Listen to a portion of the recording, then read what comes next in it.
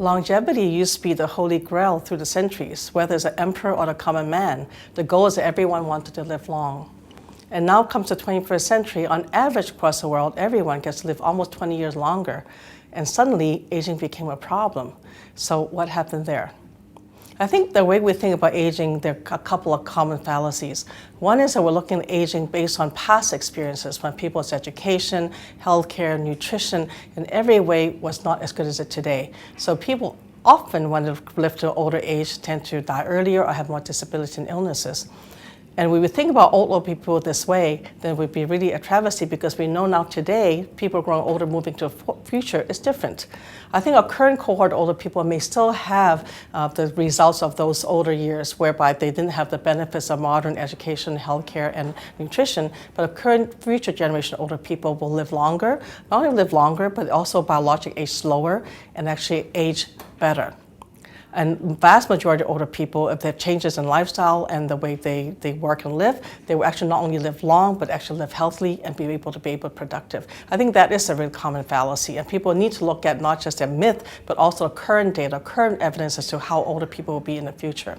And we have to be very careful not to make all older people a second-class citizen when they grow older, because everyone's considered somehow less important, less valuable, less productive.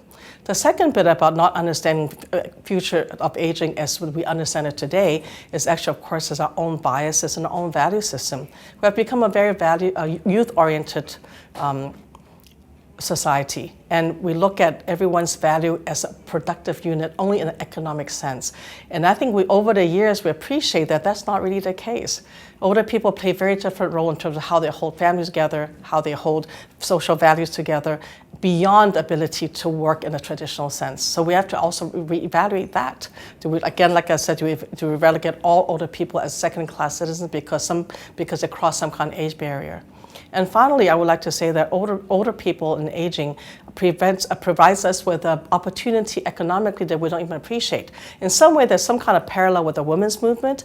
When women in the 70s were going to work, there was always worried that women go to work will end up taking all the jobs, and there's only one lump of labor, and then they'll take jobs away from men. And what happened to the breadwinner? But we know that's not true, because when women went to work, they created other work opportunities. We want conveniences in food, babysitting, clothing, in every way for the working women. So aging has a similar parallel. There are a whole marketplace that open up because older people are now also consumers. So we need to look at aging in three ways. One is looking at the future of aging based on current evidence, which is quite different from the past. We'll look at two, the value system. Are we not going to relegate every one of us to be a second-class citizen? And finally, look at opportunities that longevity can bring.